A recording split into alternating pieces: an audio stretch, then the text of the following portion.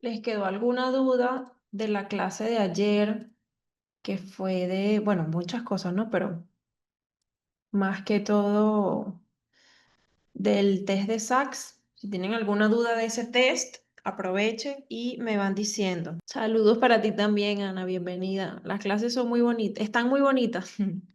Qué bueno, qué bueno. ¿Es la primera vez que entras en vivo o ya has entrado en vivo? Que es que hay muchas Ana. No me pueden culpar si no me acuerdo todos los nombres, porque hay varias que se llaman Ana. Voy a ir compartiendo acá. Van a ver en blanco primero porque es la que tengo para recordarme. Por favor, cualquier cosita, me escriben, me dicen. Sí, primera vez, pero las he visto grabadas. Ah, qué bueno que has entrado hoy. Qué bueno que las has visto grabadas y bueno, qué bueno que lograste entrar hoy en vivo. Si tienes alguna duda o alguna pregunta, por favor, la escribes por acá y la vamos contestando, ¿sí? A Ana o a cualquier persona que haya venido o que no haya venido, no hay problema. Buenas tardes, Naudi. Bueno, aquí son noches. Para allá en Colombia. Creo que allá es una hora menos, ¿cierto? Saludos para ti también. Estás en el extremo norte de Colombia. Alta Guajira, municipio de Uribia. Hasta ahí no llego. Vamos a decir Colombia, porque los tengo aquí mismito. Pero bienvenida. Buenas tardes. Desde Cali, Pati. Hay gente nueva, ¿cierto? Porque hay nombres que no me parecen familiares de este curso.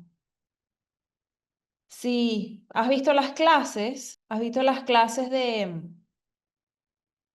grabadas y es la primera vez que entras? Bueno, las personas que, no, que ya vieron las clases saben más o menos cómo funciona, que cualquier, cualquier duda, cualquier pregunta, la escriben por acá y me, yo les voy contestando, ¿sí? Primera vez que entras, Pati, pero ¿has visto las clases grabadas o no has visto las clases grabadas?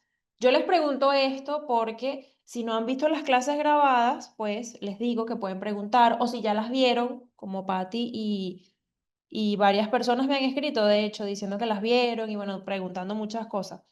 Cualquier cosita me pueden ir escribiendo, ¿sí? No hay ningún problema. Igual ya vieron las clases, ya saben más o menos cómo funcionan, pero se los recuerdo. Si tienen alguna duda de las clases grabadas, de la clase, por ejemplo, la de ayer, la de antier, cualquier, bueno, la de antier no, la del viernes. Cualquier duda que les vaya surgiendo, me preguntan, ¿sí? El día de ayer iniciamos con la explicación del MCMI 2, ¿sí? Hoy vamos a continuarlo porque es un test bastante largo de explicar y que hay muchas cosas que son importantes de explicar antes de ir directamente con la aplicación, con el análisis y todo eso, ¿sí? Así que cualquier duda, por favor, me dicen, ¿sí? Buenas noches para ti también, Sebastián. Bienvenidos a todos. Entonces, iniciamos por acá. Bueno, esto es un pequeñito resumen de lo que vimos ayer. Ayer comentamos, de todas maneras lo voy a repetir un poquito, que está basado en 175 ítems, ¿ok? El test de MCMI 2 y tiene 22 escalas. Esta es una herramienta, como lo dije ayer, es una herramienta, no es un sustituto y tenemos que aprender a leerla bien para evitar cualquier tipo de confusiones o de malos diagnósticos, ¿sí? Porque a veces me dicen o me preguntan que si al uno aplicar el MSMI puedes diagnosticar, pero no, o sea, él te puede ayudar quizás en algo que si no tienes mucha idea te puede ayudar a entender algo, alguna persona, te puede corroborar que tú sos de alguna cosa que tú sospeches también, pero no te va a decir exactamente una, un diagnóstico, ¿sí? Eso es importantísimo entenderlo. El test, una de las partes más importantes e indispensables de este instrumento psicológico, ¿verdad? Aparte de lo que ya les comenté, es que él tiene unas escalas de validez, ¿sí? Déjame agarrar uno que tengo por aquí. Él tiene unas escalas de validez y esas escalas de validez las necesitamos tomar en cuenta para que podamos emitir una buena evaluación basándonos en este instrumento, ¿sí? ¿Por qué? Porque si de repente, de todas maneras, más adelante vamos a ver más detalle, vamos a ver el software, van a ver estudios de casos, ¿sí? Sobre estas cosas, pero hay algo que es indispensable en este instrumento de evaluación psicológica, ¿sí? Y es que necesitamos saber si la validez, perdón, si la sinceridad de la persona es real, ¿ok? Es real, esto no los va a decir. O sea, literalmente el test te puede decir si puedes validar o no puedes validarlo y te va a decir si lo tienes que repetir o si lo puedes utilizar, ¿sí? Eso es importantísimo. Entenderlo y aceptarlo, porque a veces vemos el test y dice es inválido. Y ok, vamos a decir que no siempre es algo inválido, porque muchas veces el test te dice que es inválido porque lo que contestó la persona no tiene sentido, pero no porque la persona no haya sido como que clara, sino que a lo mejor no entiendo las preguntas o a lo mejor simplemente quiso contestar por contestar y ya, eso también, porque bueno, es un test bastante largo, un test que no todo el mundo se va a sentar a contestar porque necesita análisis también, ¿sí? Entonces es muy importante entender eso. Naudi, no he visto las clases en grabación debido a la caída de la señal por buen tiempo. Apenas desde ayer se restableció. No te preocupes, Naudi, de todas maneras las clases siguen grabadas y bueno, lograste entrar hoy. Si tienes alguna duda, si tienes alguna pregunta, simplemente la escribes acá o te damos el micrófono para que hables y no hay problema. Así que no te preocupes, aprovecha. Aprovecha que hoy sí tienes señal y puedes preguntar lo que necesites, ¿sí? Este test evalúa los patrones de la personalidad, ¿sí? Evalúa los rasgos que pueden indicar trastornos de la personalidad, porque el hecho de que este test te salga alto en una escala y bajo en otra escala, te dice algo. Si te sale alto en dos escalas, también te dice algo. Si te sale bajo en dos escalas iguales, también te dice algo. Entonces es importante saber leerlo, ¿ok? Aprender a leerlo, aprender a buscar esa, junto con el resultado, más obviamente la conversación que tienes con el paciente, por supuesto. Eso también es importantísimo. Sin eso no puedes validar absolutamente nada de lo que te dice el paciente, ¿ok? O viceversa. En síndromes clínicos mide la presencia, o sea, si hay o no presencia de algunos síndromes clínicos y qué tanto, ¿sí? ¿Cuál es la severidad de estos síndromes clínicos? Pueden coexistir con los trastornos de personalidad. Por ejemplo, una persona que tenga, vamos a ponerles un ejemplo, que sea narcisista, ¿sí? Que tenga la personalidad narcisista, puede tener ansiedad, puede tener somatización, puede tener cualquiera, ¿sí? A esto se refiere con que puede coexistir con un trastorno de personalidad. A la parte de la validez o de la sinceridad, ¿sí? Es lo que eso nos va a arrojar una puntuación específica, pero a veces el test nos dice que es válida esa puntuación, pero cuando es una puntuación demasiado elevada o demasiado baja, tenemos que dudar de esos resultados, ¿ok? De todas maneras, más adelante van a entender mucho mejor a qué me estoy refiriendo, ¿sí? Aquí les voy a mencionar y después se los voy a profundizar un poco más los patrones de la personalidad, ¿sí? Esta escala, este test evalúa los rasgos de la personalidad, ¿sí? Si son disfuncionales, por ejemplo, obviamente alguna escala, algún patrón de la personalidad que sea disfuncional puede indicar que una persona tiene un trastorno de la personalidad. O sea, no quiere decir que el hecho de que una escala en ese instrumento te salió alta, entonces la persona lo tiene. No, puede ser simplemente que tenga los rasgos, ¿ok? Entonces tenemos el primero, que es el esquizoide, que es la indiferencia social, la apatía, esa falta de interés de relacionarse con las personas. El evitativo es la ansiedad social, sentir miedo al rechazo, evitan situaciones sociales o evitan discusiones también, evitan peleas, evitan conflictos, no porque no tengan la capacidad de afrontarlos, sino porque simplemente los evitan, es parte de su forma de ser, ¿sí?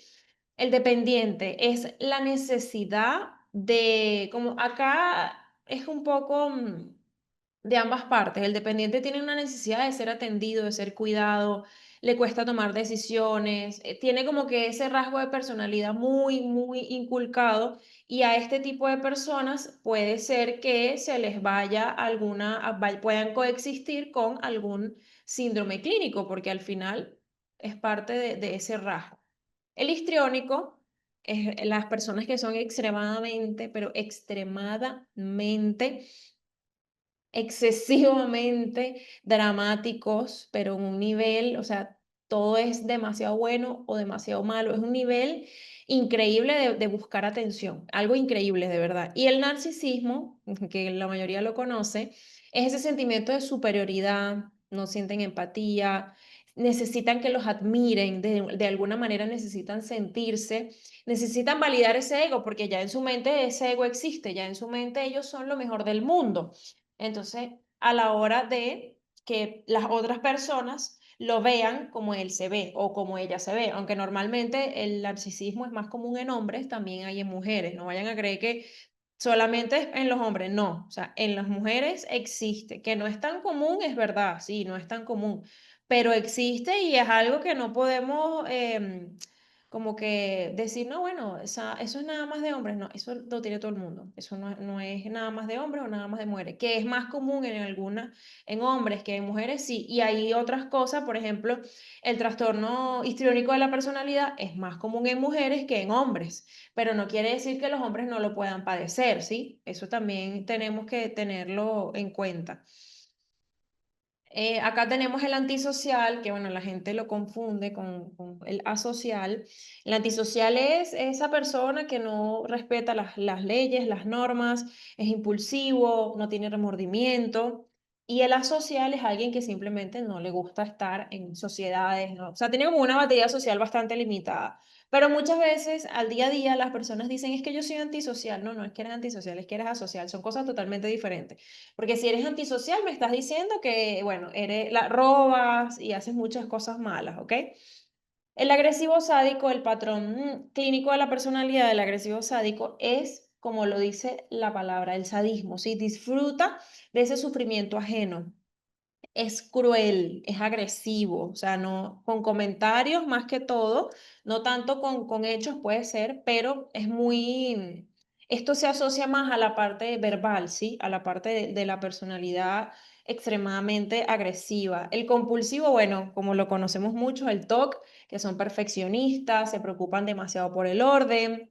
El pasivo-agresivo, que son resistentes de manera indirecta a demandas, oposiciones, muchas veces son negativistas, ¿sí?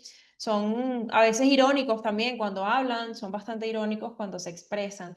El autodestructivo o en su defecto, como sale acá en este test, es autoderrotista, o sea, válgase, pueden ser cualquiera de los dos, es más o menos lo mismo. Pero para que sepan que cuando lo vean en el test no dice autodestructivo, sino que dice autoderrotista, ¿sí? Que es ese sacrificio personal, es rechazar esa ayuda que te ofrecen, porque estás básicamente destruyéndote a ti mismo, o sea, tú mismo, de ti para ti, básicamente. El límite, como las personas lo conocen, el borderline o el trastorno límite de la personalidad, depende, en cada país tiene un nombre diferente, de hecho, se parece, pero hay países que son un nombre totalmente diferente. El paranoide son desconfiados, interpretan todo de manera mala, ¿sí? Piensan que todos tienen esa maldad por dentro. En síndromes clínicos moderados tenemos la ansiedad, tenemos la somatización, tenemos el trastorno bipolar, que puede ser moderado, puede ser más fuerte, ¿sí? Estas escalas, ¿sí? Los síndromes clínicos que tienen a continuación pueden coexistir con cualquier trastorno de personalidad. No es específico con uno, sino que pueden coexistir con cualquiera, ¿sí? La distimia la conocemos de una manera, no sé cómo la conocen ustedes, ya me dirán, pero la distimia a veces la conocemos como algo que no se cura. Eso es un tema bastante complejo ahí, porque muchas veces la gente dice que la distimia no se cura, que la distimia es una depresión mayor para toda la vida, pero realmente no. No es el deber ser etiquetarlo de esa manera, ¿sí? También mide la dependencia al alcohol y la dependencia a las drogas.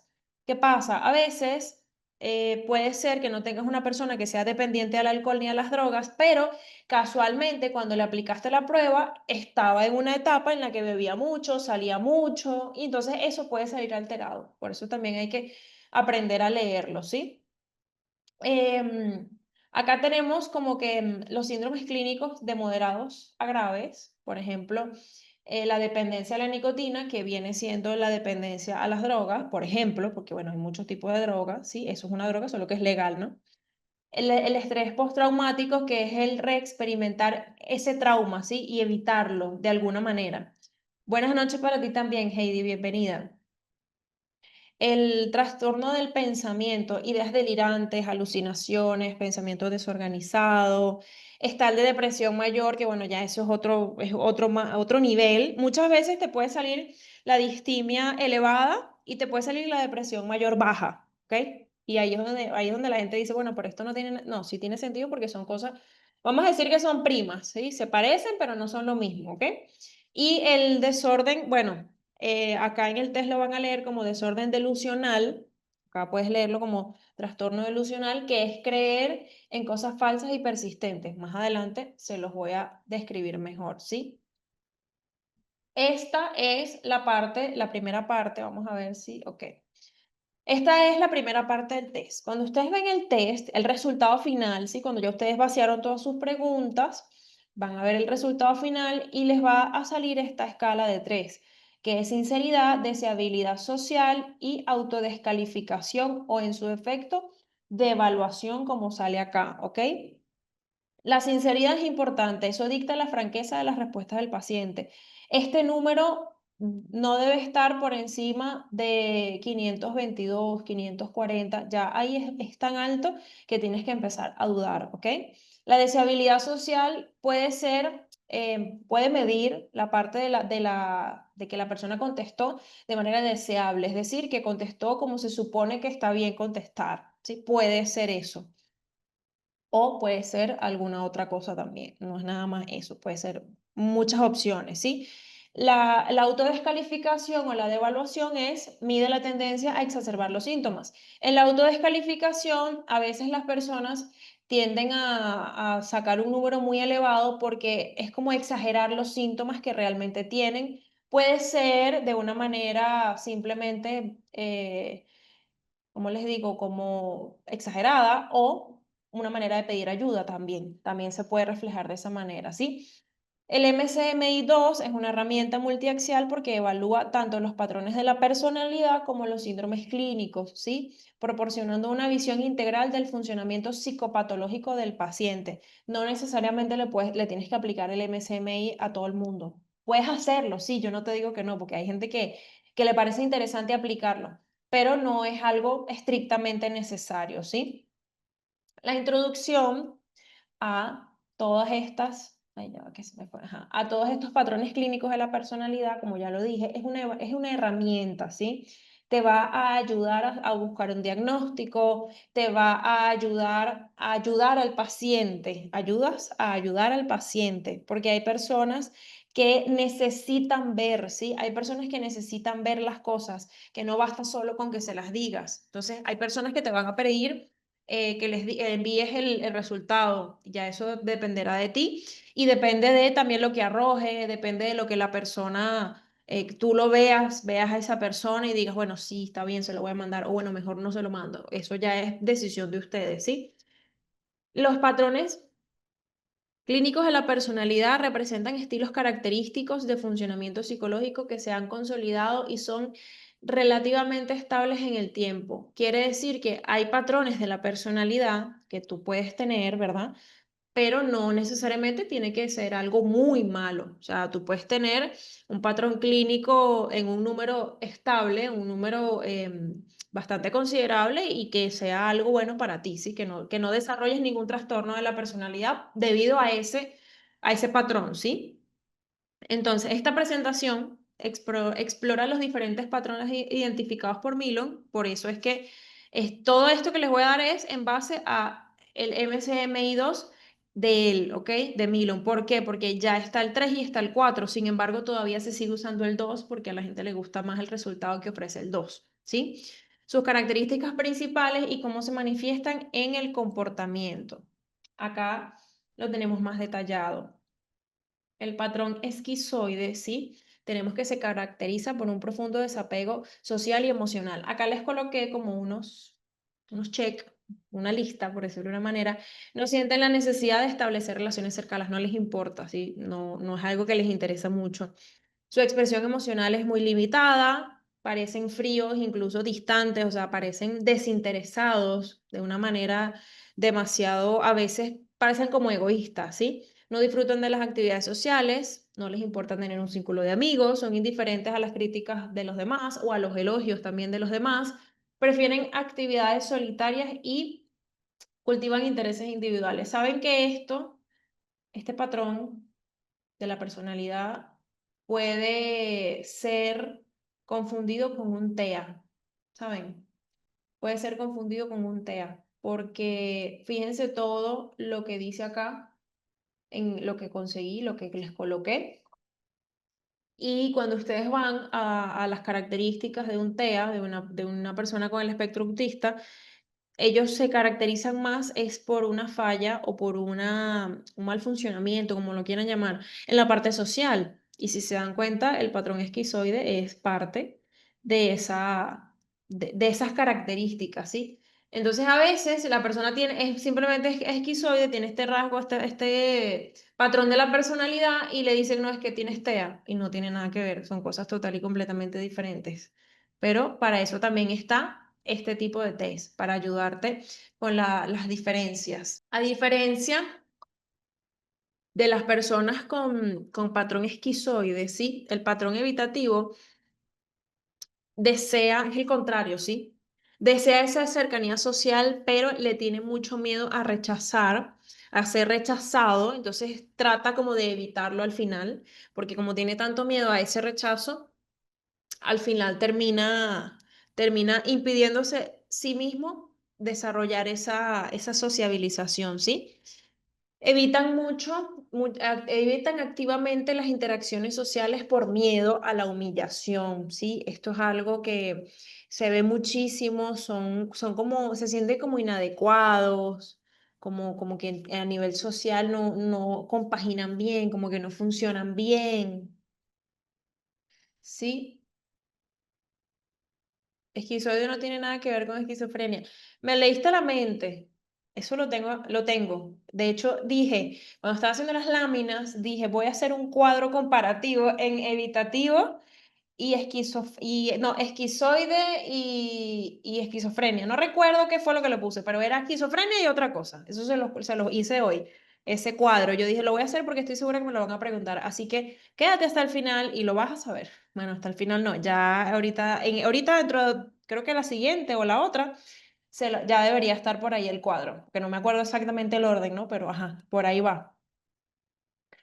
Pero esa pregunta te la voy a contestar cuando tenga el cuadro, para que veas. Entonces, las personas que tienen un patrón evitativo solamente interactúan cuando se sienten seguros de que los van a aceptar, ¿sí? Y que no los van a criticar, ¿ok? Son demasiado sensibles a la evaluación negativa y al rechazo social. O sea, para ellos, que los rechacen a nivel social es algo muy difícil, ¿sí? Es algo demasiado difícil. Entonces, mientras que las personas que son esquizoides no desean contacto social o conexión social, las personas con patrón evitativo la desean, pero le tienen miedo, ¿sí? Esa es la diferencia entre ambos. El patrón dependiente, ya va que tengo acá, ajá. El patrón dependiente, importantísimo. Al ser patrones se pueden curar. Sí, es que realmente cuando tú tienes rasgos, ¿verdad? De personalidades, rasgos, o sea, no que tienes el trastorno de personalidad, tú puedes simplemente trabajar, reforzar algunos, ¿ok? No nutrir otros que no te gustan, pero también tienes que ver de dónde vienen. Si esos patrones vienen aprendidos o simplemente los fuiste desarrollando con el tiempo, entonces, ¿de qué se pueden curar? Bueno, es que realmente no es como una cura, o sea, simplemente es parte de tu forma de ser. Ahora, si tú decides, no quiero ser así, no me gusta ser así, yo quiero ser diferente, es distinto. Pero técnicamente se podría decir que sí. El patrón dependiente se caracteriza por una necesidad excesiva de ser cuidado y atendido por otros, pero no a un nivel de pensamiento de no, yo necesito que me atiendan. No, es algo inconsciente, ¿sí? Se les dificulta demasiado tomar decisiones, les da miedo el estar solos, el sentirse solos, el que los abandonen. Incluso a veces como que cumplen con deseos de otros o hacen lo que otros dicen solamente para mantener esa relación, ¿sí? Solamente para no sentir esa soledad o para que no los abandonen. Constantemente buscan esa aprobación de otros. De hecho, este patrón dependiente se puede desarrollar en la infancia debido a la crianza que te dan, ¿saben? Esto pasa mucho porque no es, yo siempre les digo a mis pacientes, bueno, que son padres, que van por psicoeducación o por cosas similares, que el que tú le des y le hagas todo a tus hijos no les haces un favor, ¿sí? Al contrario, lo que haces es lastimarlos, porque entonces, ¿dónde está esa independencia? ¿Dónde está ese yo puedo, yo sé, yo aprendí? Entonces, eso, el patrón dependiente se puede desarrollar por la crianza al 100%. De hecho, es más probable que se desarrolle por la crianza y por el aprendizaje vicario a que se desarrolle cuando ya eres adulto o adolescente también. Las personas que son dependientes les cuesta muchísimo iniciar cosas, iniciar proyectos, no se sienten cómodos, si no se sienten cómodos expresando desacuerdos, no se sienten cómodos diciendo algo que no les gusta, no actúan de una manera independiente al cero, porque ajá, son dependientes al 100%, se sienten demasiado incómodos cuando están solos, ¿sí? No les gusta estar solos, son muy dependientes. Yo creo que la palabra dependiente les queda, bueno, exacta, exacta, les queda como un anillo al dedo, literalmente, porque es algo que es tan fuerte que hay personas que sufren, ¿sí? Que sufren mucho cuando los abandonan, obvio, cuando los abandonan me refiero, no sé, una amistad que se fue, una pareja que te dejó, cosas así, no hablo de cosas que dice, ay, mi papá se fue y no volvió más nunca.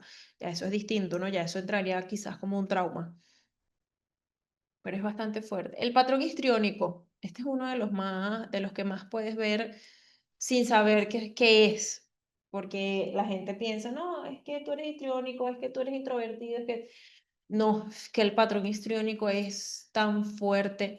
Es algo, es una búsqueda constante de atención, ¿sí? Es algo, es una emotividad, una emoción exagerada, el comportamiento es dramático, coquetean con lo que sea o con quien sea, ¿sí? Utilizan su apariencia física para llamar la atención, no les importa hasta dónde tengan que llegar para eso, ¿sí? A nivel físico para poder llamar la atención.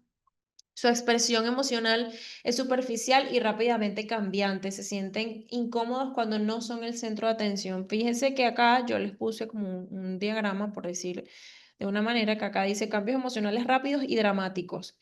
Literalmente, esto que ustedes ven aquí, estos cinco, alegría, ira, tristeza, sorpresa y afecto, esto puede cambiar en cuestión de segundos, minutos. O sea, no les estoy hablando de días, no. O sea, literalmente pueden decirte un día, por ejemplo, ay, estoy feliz porque hoy me llegó tal cosa que pedí por Amazon y tal, y de repente se molesta por algo, la tristeza, o sea, son extremadamente emotivos, es exagerado, la verdad es que es exagerado. Una cosa es ser muy emotivo y otra cosa es ser exagerado. En este caso es exagerada la persona, ¿sí? Pero no, normalmente la verdad es que el patrón histriónico lo tienen más personas de las que me gustaría admitir y a veces es un poquito agotador porque hay gente que no tolera ese tipo de patrón, esa personalidad no la toleran. Entonces a veces es como agotadora, en vez de, tú tratas de unirte, tú tratas y ay no, de verdad lo que terminas es agotado porque no es algo que te está generando, sino nada más cansancio. El patrón narcisista. Las personas con un patrón narcisista tienen el sentido, como coloqué acá, inflado de su propia importancia. Inflado. ¿Por qué he sentido inflado? porque ellos se creen, yo siempre lo digo, como lo dicen en Hombres de Negro, ¿no? Que dicen, somos lo mejor de lo mejor de lo mejor. Bueno, el narcisista o la persona con patrón narcisista siente ese sentimiento de yo soy lo mejor del mundo, o sea, a mí nadie me supera, yo soy, bueno, lo mejor del mundo y no me interesa más nadie, como dice acá, una profunda falta de empatía, si ellos creen que son especiales, que son superiores a los demás, esperan ser reconocidos por absolutamente todos, esperan y quieren que los admiren constantemente, explotan a los demás para lograr sus propios fines. Aquí es donde digo la profunda falta de empatía, o sea, empatía cero, narcisista uno, literalmente. Reaccionan con ira o desprecio ante las críticas. Cuando los critican, literalmente se vuelven locos, ¿ok? Se vuelven locos, no les gusta, lo odian. También hay tipos de narcisismo, no todos los narcisistas son iguales. Está el grandioso, que es el arrogante y que es dominante, entre comillas. Depende también de la personalidad de la otra persona. El encubierto, que es hipersensible y pasivo-agresivo. Finge y finge, siempre, porque el patrón narcisista finge mucho. Son una máscara, literalmente. Son malos, como dice acá el malévolo, vengativo y explotador. Son malos. Las personas con patrón narcisista bueno, peor obviamente, el trastorno narcisista de la personalidad que tenga esta parte de maldad es algo que es increíble. O sea, incluso hay personas que tienen este tipo de trastorno, ¿sí? Diagnosticado, medicado, trabajado, entre comillas, y pueden ser tranquilamente psicópatas, pueden ser asesinos, pueden ser cualquier cosa, porque es algo que no tienen empatía, no les importa, o sea, es algo increíble. Es como que si sus emociones y su empatía se apagaran al nacer, básicamente, porque eso viene desde el nacimiento. El patrón antisocial, ¿sí?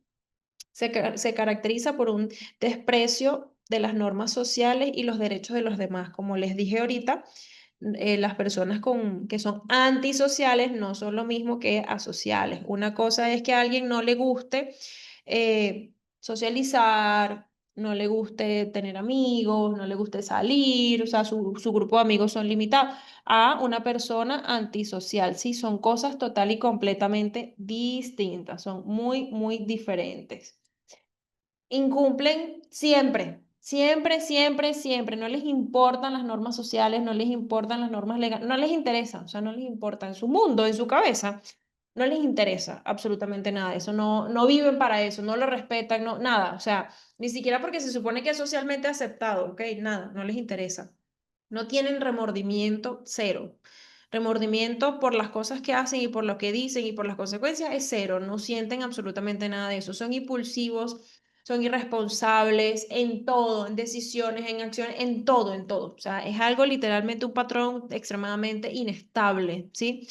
Mienten demasiado, manipulan demasiado, engañan a quien le dé la gana solamente para beneficiarse, ¿sí? Es algo increíble. Los patrones del comportamiento tienen la incapacidad para mantener relaciones estables, porque obviamente si mienten, manipulan, engañan, ¿cómo van a poder tener una relación estable? ¿Sí? Tienen una dificultad muy grande para cumplir con las obligaciones laborales y financieras. Tendencia a la irritabilidad y agresividad cuando se enfrentan a obstáculos, porque claro, son personas que no miden y que no les importa absolutamente nada, entonces para ellos un obstáculo es signo de nos está saliendo mal y no vamos a poder hacer lo que nosotros queremos y entonces va a ser algo totalmente malo y negativo. Este patrón de la personalidad antisocial forma parte de los patrones con problemas de conducta, ¿sí? Según la clasificación de Milon del MSMI-2. Hay personas que tienen problemas conductuales y se pueden referir a este tipo de patrones, ¿sí? El patrón agresivo sádico, muchas personas lo confunden con el narcisista. Muchas personas lo confunden con el narcisista. El patrón sádico o agresivo sádico es cuando las personas disfrutan extremadamente o sienten mucho placer por la crueldad, ¿sí? Por la crueldad y el sufrimiento de otras personas, sea por ellos o sea por alguien más. infligen dolor físico o psicológico por el simple placer, o sea, no tiene ningún motivo, simplemente quiero ver de sufrir porque me gusta, porque me nace. Esto también puede deberse, o sea, este patrón lo puede tener también un asesino serial. De hecho, hay personas que, hay asesinos seriales o personas que lastiman gente porque sí. Cuando tú les preguntas por qué lo hacen, básicamente te dicen porque quiero, porque puedo, porque me da la gana. Básicamente puede ser su respuesta tranquilamente. Entonces, esto sí es bastante delicado cuando este patrón sale de control, ¿sí? Cuando te arroja un número extremadamente elevado, ¿sí? Disfrutan demasiado, demasiado el sufrimiento, la incomodidad, todo ajeno, no de ellos, todo es ajeno, pero lo disfrutan mucho, todo lo malo de lo ajeno, básicamente, ¿sí? Buscan posiciones de poder para ejercer control sobre otros, para poder obviamente complacer ese instinto de cosas malas, ¿sí? Ese sufrimiento ajeno, esa crueldad. Entonces, la diferencia entre el patrón antisocial y el sádico es que en lo antisocial la agresión es un medio para un fin, como por ejemplo el robo o beneficio de una persona, ¿sí? De algo personal. Mientras que el sádico, la crueldad es un fin en sí mismo. Disfrutan directamente el sufrimiento ajeno. O sea, es como que, bueno, en el antisocial hago algo y está bien. O sea, no hablan de sufrimiento ni sadismo, sino que simplemente algo a nivel legal o a nivel de normas sociales. Ya el agresivo sádico ya es otro nivel, es algo muchísimo, muchísimo más fuerte en este caso. El patrón compulsivo, creo que todos conocemos el patrón compulsivo, pero es algo que no siempre lo conocemos como realmente es. Sí, esto es conocido o se cataloga o se define por ser extremadamente perfeccionistas, ¿sí? Son muy rígidos, necesitan control, se preocupan demasiado por absolutamente todo, las reglas, las horas, los detalles, son morales y éticos, bueno, hasta la muerte, literalmente. Tienen unos estándares de conducta muy altos, su dificultad para delegar es enorme, ¿sí? No porque simplemente quieren atribuirse todos los logros, no, sino porque ellos piensan que nadie lo va a hacer igual, ¿sí? Que no lo van a hacer bien, entonces les cuesta delegar por eso. No son flexibles, no son espontáneos, cero. Entonces, el impacto en la vida diaria es muy fuerte porque en el trabajo son perfeccionistas, en el tiempo procrastinan mucho, en las relaciones son muy rígidos y en el ocio les cuesta mucho relajarse, o sea, sienten que si no están haciendo algo productivo, entonces no están haciendo nada por la vida, básicamente.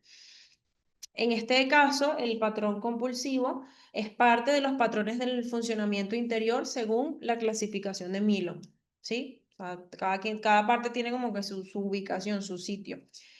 El pasivo agresivo, o también conocido como negativista, se caracteriza mucho por una resistencia indirecta y pasiva a las demandas de los demás, ¿sí?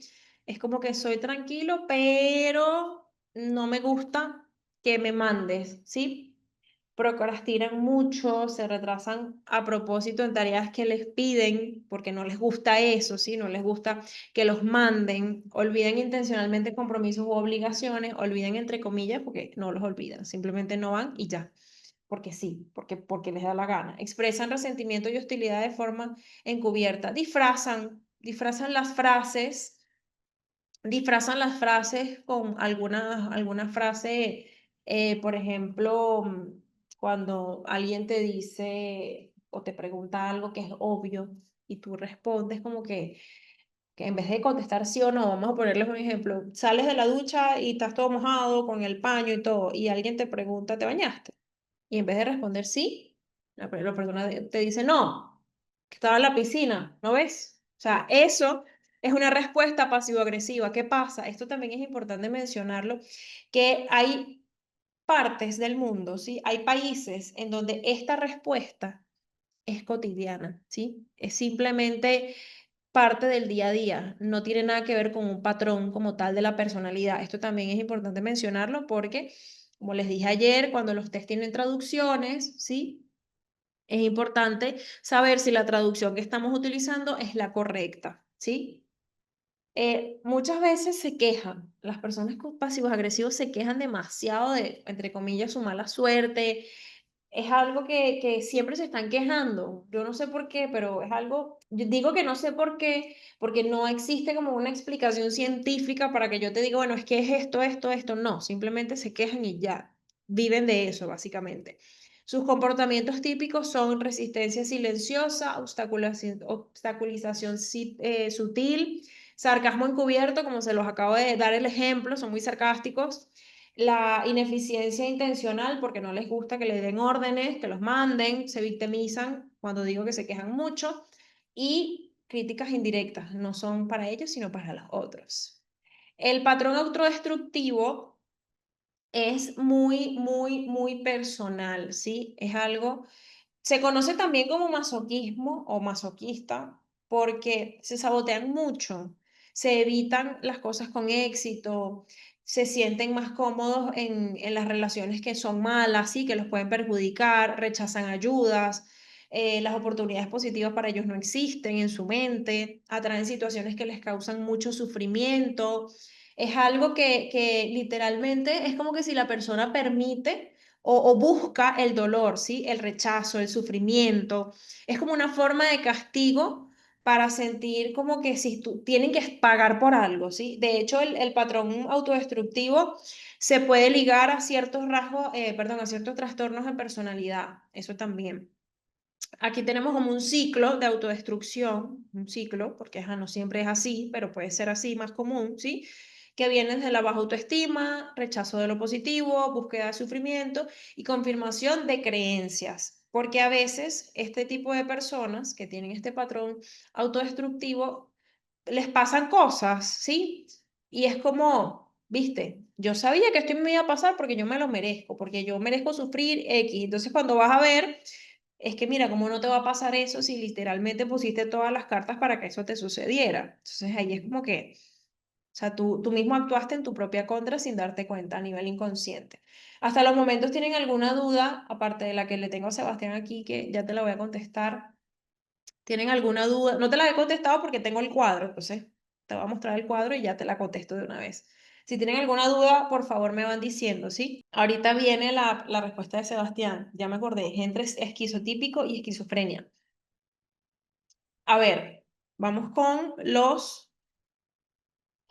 la patología severa de la personalidad, ¿sí? Está súper interesante separar trastornos de patrones. Qué bueno, gracias.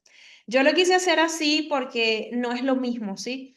Hay personas que por lo menos acá en el narcisista arrojan una puntuación moderadamente elevada y no es porque son narcisistas, porque tienen el trastorno narcisista, sino porque simplemente saben lo que valen, saben perfectamente lo que son, validan todo lo que sienten, todo lo que saben, entonces no necesariamente tiene que ser narcisista, ¿ok? Por eso es que me gusta como dividirlos para que se pueda entender que una cosa es el trastorno como tal y otra cosa es el patrón, ¿sí? Son cosas diferentes.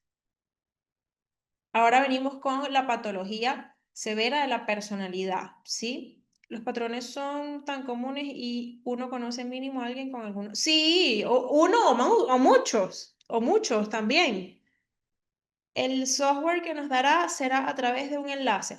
El software, Ana, se los voy a mandar por correo, así que le van dejando sus correos a Jelly o en su defecto me escriben a mí y yo se los envío. Pero no te preocupes que eso se los voy a... El software, todo va a estar cargado en la nube, sí, todo, menos el software. El software sí se los voy a pasar por privado o por correo electrónico. En el pasivo agresivo describiste literal a alguien que conoce.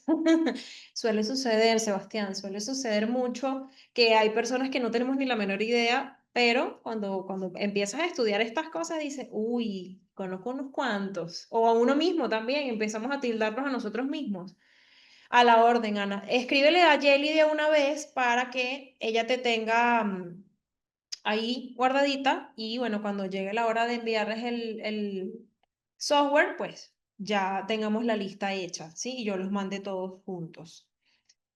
Acá, la clasificación en el sí, bueno, el MSMI2 se basa en el DSM-5, ¿sí? Entonces, esta parte es muy, como muy específica a la hora de que, como ya les he dicho, yo sé que a veces suena repetitivo, muchachos, pero siempre es bueno volver a mencionarlo. ¿Por qué? Porque fíjense que yo lo repito varias veces, en todos los cursos repito muchas cosas y me las vuelven a preguntar.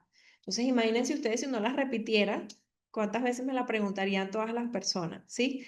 Entonces, como ya lo he dicho, lo vuelvo a mencionar, es una herramienta de evaluación psicológica que nos ayuda a identificar patrones en la personalidad y síndromes clínicos. Síndromes clínicos, por ejemplo, depresión, ansiedad, somatización, bipolaridad, distimia, depende, ¿sí? En la clasificación de patologías tenemos que se distingue entre de 1 a 8, ¿sí? En escalas de personalidad de 1 a 8. Tenemos patrones de personalidad grave, moderado, no todos pueden desencadenar algo malo, ¿sí? Eso es muy importante entenderlo. El patrón esquizotípico que tiene por letra, porque de un lado ellos tienen números o letras, o ambos, que tiene por letra el AS, ya lo van a ver después, se agrupa dentro de las escalas de personalidad que son graves, ¿ok? Que son graves o bueno, que son severas, también se conoce como severas, junto con los patrones límite y paranoide, debido a la severidad de sus síntomas. Esto es muy importante porque las personas que son esquizotípicas, que tienen son límites o paranoides, sus síntomas son muy fuertes, ¿sí? Acá les tengo, ya falta poco para el cuadro.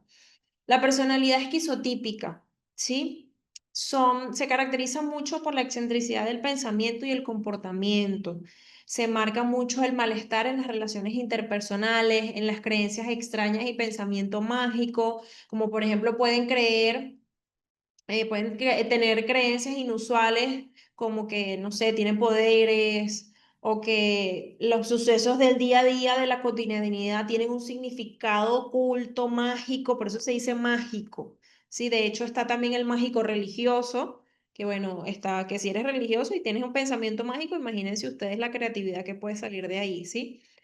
Ideas de referencia. ¿Creen que los acontecimientos externos, como por ejemplo una noticia en la televisión o el comportamiento de los demás, se refieren directamente a ellos? O sea, literalmente, no sé, un volcán hace erupción a 2.500 millones de, de distancia de ti y sale en la noticia, entonces la persona piensa que eso que está pasando y justamente en el momento en el que pasó al frente del televisor y dijo la noticia, entonces ellos se hacen como una mente, ¿sí? Tienen un afecto inapropiado sobre las respuestas emocionales, ¿sí? Pueden ser extrañas, pueden ser planas o pueden no concordar con la situación. Es como algo bastante, choca un poco entre el comportamiento. Tienen una desconexión social y un comportamiento excéntrico bastante grande. Se sienten extremadamente incómodos en las relaciones cercanas y en la forma de vestir o hablar puede ser inusual o idiosincrásica, o sea, son raros a la hora de vestir. Yo sé que ahora van a pensar en todos los artistas, que lo horrible que se visten y lo raro que se visten, pero no nos referimos a eso, porque ya eso es más como moda, entre comillas, ya es diferente, es un estilo. Ya esto es otra cosa, ¿no? Pero seguramente se les van a venir, no sé, a la mente el vestido de carne de Lady Gaga, por ejemplo. Una vez me preguntaron eso y yo, mira, no sé, tendría que conocerla para poder decirte si Lady Gaga tiene la personalidad esquizotípica, pero el esquizotípico versus la esquizofrenia, ¿sí? Aunque el patrón esquizotípico comparte algunas características con la esquizofrenia, no es lo mismo, ¿sí? Tienen diferencias significativas en la intensidad de los síntomas, sobre todo.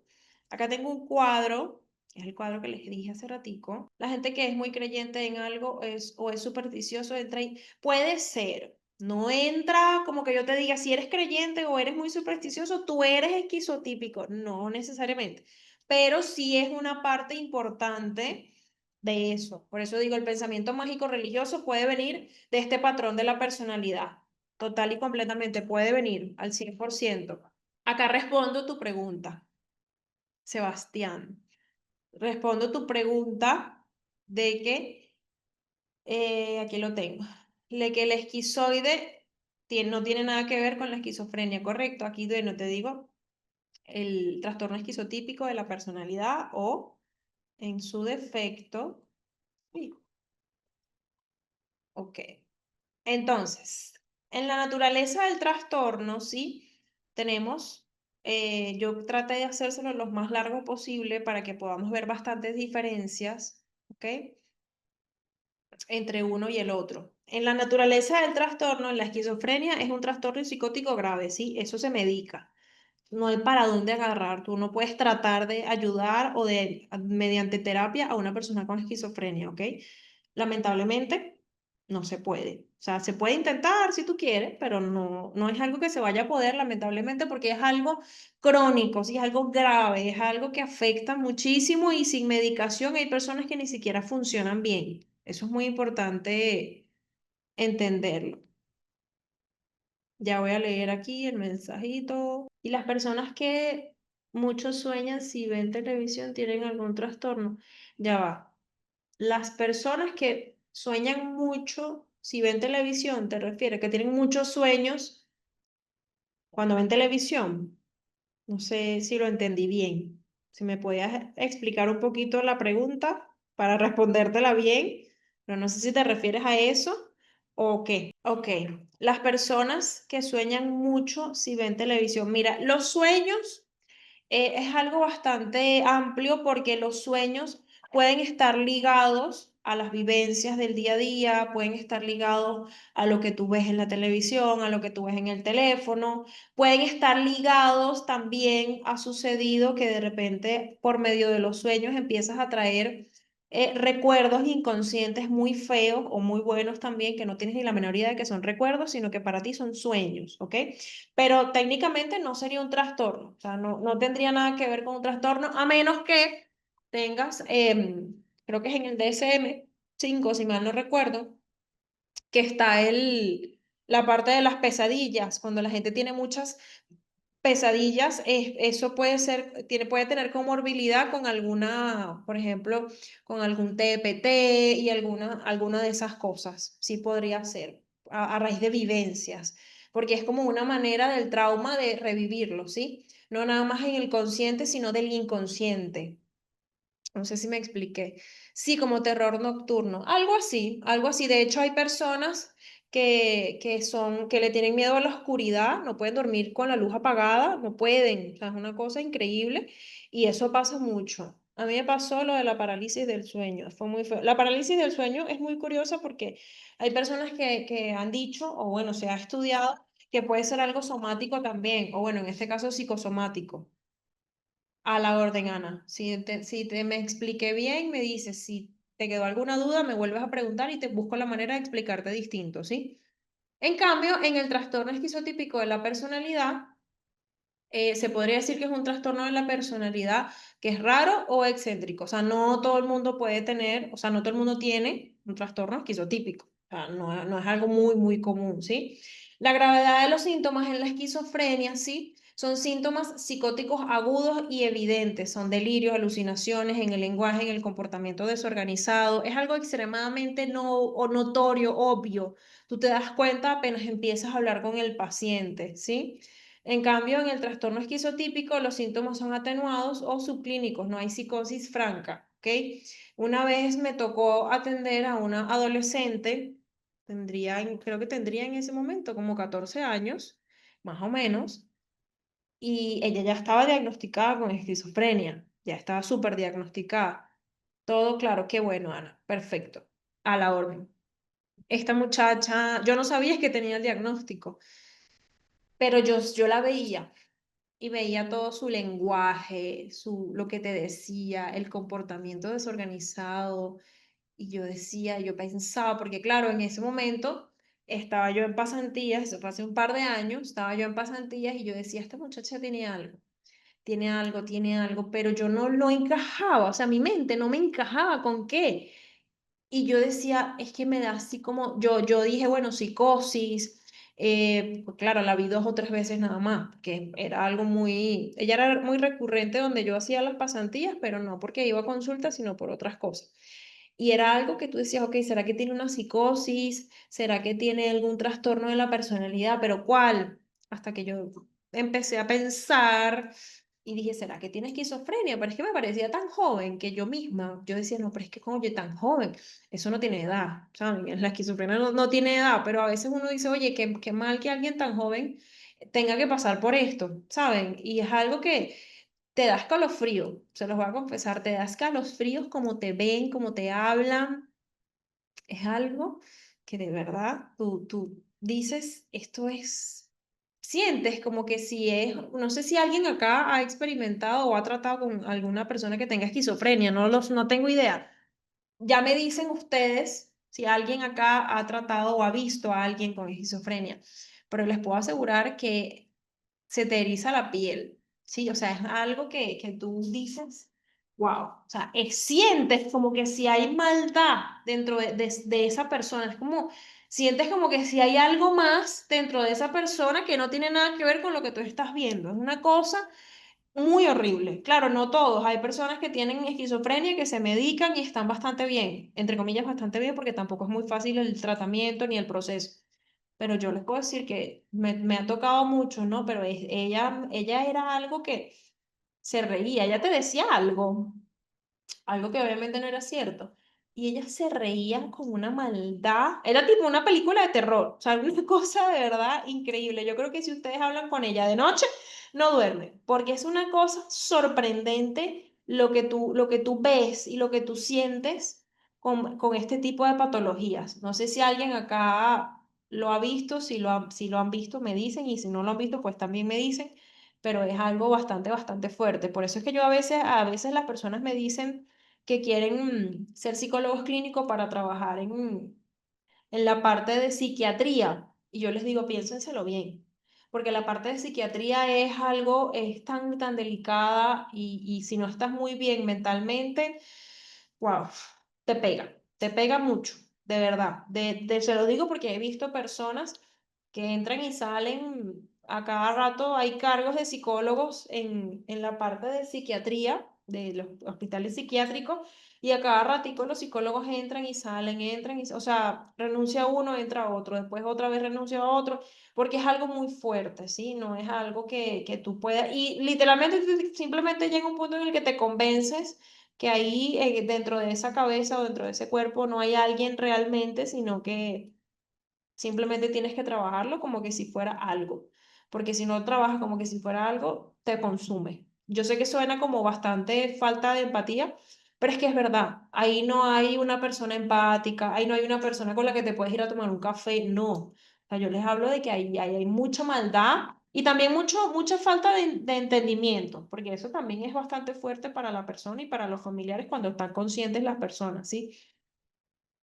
El contacto con la realidad en la parte de esquizofrenia pierden el contacto con la realidad. O sea, su psicosis es mayor que cualquier cosa. Por eso les digo que tú no los puedes ver como una persona, como pobrecito, porque es que su realidad no es la misma que la tuya, ¿sí?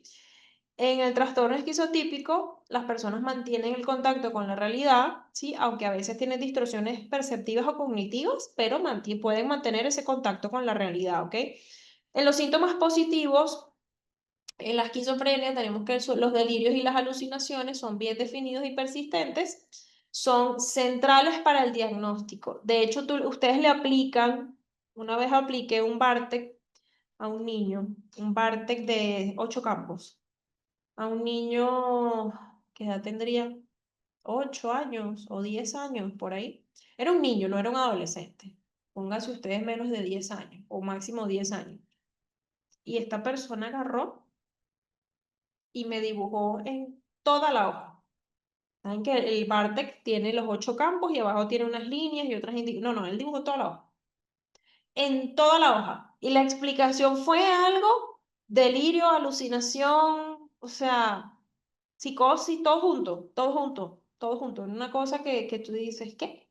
Y también te generaba escalofríos verlo y hablar con él porque era increíble la psicosis, era una cosa enorme, de verdad que era algo que tienes que tener estómago para... Yo sé que hay personas que piensan que la psicología es muy fácil, pero no es tan fácil como parece, se los digo, no es tan fácil como la gente cree. La gente piensa que, ay, dime, cuéntame cómo te sientes y ya, eso fue todo, pero no, es mucho más que eso. En la parte de síntomas positivos hacia el tipo de personalidad, ay, se me fue esto, ya.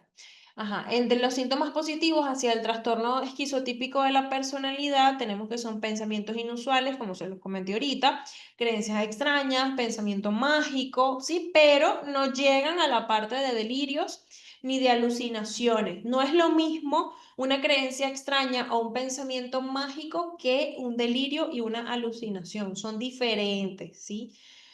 Son distintos. ¿Por qué? Porque no es lo mismo que alguien te digas, ay, sabes que hoy me pasó esto y yo sé perfectamente que eso me pasó para que yo me diera cuenta de no sé qué, no sé qué, no sé qué, a que venga. Eso puede ser una creencia extraña o un pensamiento mágico, pero un delirio, una alucinación es una cosa. No se sabe que está viendo una noticia y de repente la persona de la noticia se salió del televisor y me empezó a ahorcar. Y eso se podría decir que es una alucinación o un delirio, ¿sí? Son cosas muy diferentes. En los síntomas negativos de la esquizofrenia tenemos que es muy frecuente y es muy grave, ¿sí? El aplanamiento afectivo, la anedonia, la agolia y la bulia. De hecho, yo les voy a decir algo. Hay un estudio, oye, yo lo leí hace muchos años y me sorprendió mucho. Me sorprendió mucho que lo hayan estudiado, no me sorprendió mucho el resultado. Que hicieron un estudio, yo no recuerdo dónde fue, creo que fue en Estados Unidos. No, mentira, no recuerdo dónde fue, sinceramente. Quería buscarlos para traérselos, pero no lo conseguí, quizás lo quitaron donde estudiaron a un grupo de personas con esquizofrenia, donde estudiaban las partes físicas de su cuerpo, ¿sí? No, nada a nivel de emociones, no, no, simplemente físico.